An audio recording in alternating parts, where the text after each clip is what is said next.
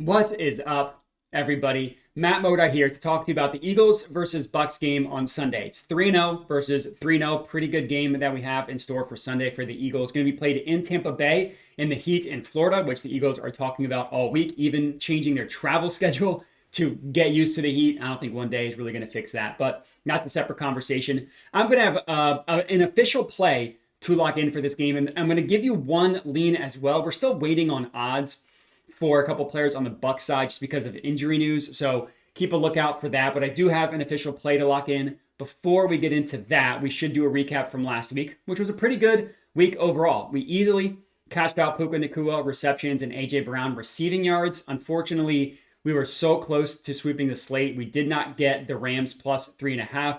One of the worst beats for anybody that was on Rams 3.5. I mean, they dominated the entire game. And if they just have that field goal blocked, and then the Eagles fall on it, Rams cover that spread, which they should have. But that's not what happened. Goes down as an L. Regardless, was nice to have a good week last week after a tough week, the one before that in the Eagles versus Chiefs game. So, as I mentioned, I'm going to have one official play. Going to give you a lean as well. Before we get into that, I just want to kind of do a quick lay of the land of this game. The Eagles, 3.5 point favorites, depending on where you look. It's a lot of injury news happening in this game. I mean, the Bucs have a really banged up offensive line. Now they're getting, presumably, their left tackle back. At the time of this recording, Tristan Wirfs is listed as questionable, but they're down two other starting offensive linemen. And if they bring in Wirfs at left tackle, they're going to move their left tackle to center. Then the center is going to move to right guard. It's just a lot of movement. So the Eagles should have an advantage on the line.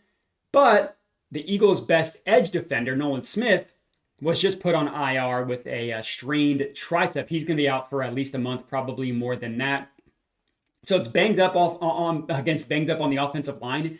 It's also banged up against offensive line on the receiving on the Bucs side versus the Eagles secondary. Jacorian Bennett, the Eagles' backup cornerback, he's out. He's on IR. He's going to be out for, again, about a month. The starting cornerback, Adoree Jackson, is currently dealing with a groin issue. It looks like Kelee Ringo is going to be the starter for the Eagles. He was hopefully going to be their starting cornerback heading into the season. He struggled in training camp, got benched, demoted to third string. Now he's going to start. We'll see how that goes. Luckily, the Buccaneers' best wide receiver, Mike Evans, is out for this game and out for the foreseeable future as well with a hamstring injury. So tons of injury news on both sides in this game. Battle of attrition. We'll see who comes out. I lean towards the Buccaneers covering the spread. It's a tough matchup for them based on the way the Bucs play defense, and the Bucs just seem to have the Eagles' number. Granted, every game the Eagles lost against the Bucs, they did not have A.J. Brown. The one time they played them, they had A.J. Brown, they won. So we'll see how it goes. It's not an official play, but I would lean towards the Bucs covering the spread. The play that we are officially locking in here is Devonta Smith over 47.5 receiving yards. You can get that at BetMGM. This, when I'm looking at plays, there's a couple different types of quote-unquote categories you can put a play in. Puka Nacua, I just love the line and I love the matchup.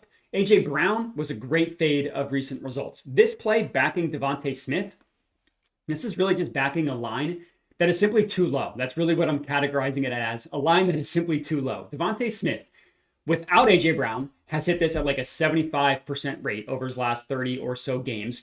Even if you look at games with A.J. Brown in the lineup, he's hit this at a 70% rate. He's gone over this in 20 of 28 games, specifically with A.J. Brown in the lineup. That's a 70% hit rate. It goes up to like 74% if you look at the games that A.J. Brown also missed, just every game that Devonta Smith has played. He's averaging 60 yards in the last 27 games he's played with Devonta Smith. Now we're getting this over 10 yards below what the over-under is priced at. I just think that this is, again, just simply way, way too low on Devonta Smith. Even if you look at the Eagles offense this year, you're only looking at it this year. Eagles offense, their passing game has been gross for 2.5 out of 3 games. I mean, they looked terrible against the Cowboys, terrible against the Chiefs, terrible in the first half against the Rams. Who the heck knows what the Eagles passing game is going to be like in this one? What I do know is that even with a very gross Eagles passing game, Devonta Smith has gone over this number in 2 out of the 3 games this year. And I actually think that this is a really good matchup. Now, this is a good Bucs defense, but you cannot run on them. They're one of the best run defenses in the entire NFL. They have not allowed a running back against them to go for 50 yards all year. You can pass on them. And the way the Bucs play defense is kind of perfect for Devonta Smith. The Bucs, they love to blitz and they love to bring pressure. If you look at splits when the Eagles are blitzed versus when they are not blitzed, Devonta Smith has the highest yards per route run when the Eagles are blitzed on the entire Eagles, even higher than A.J. Brown. And even if you take out week one, week one was an outlier where A.J. Brown only had one reception for 8 yards. They're pretty much tied in terms of yards per route run against the blitz. And we kind of saw how the Eagles like to use Devonta Smith when they're pressured. Just throw a jump ball. Devonta Smith's going to win that more often than not. We saw that against the Chiefs in week 2. And we saw Devonta Smith come up big in week 3 against the Rams as well.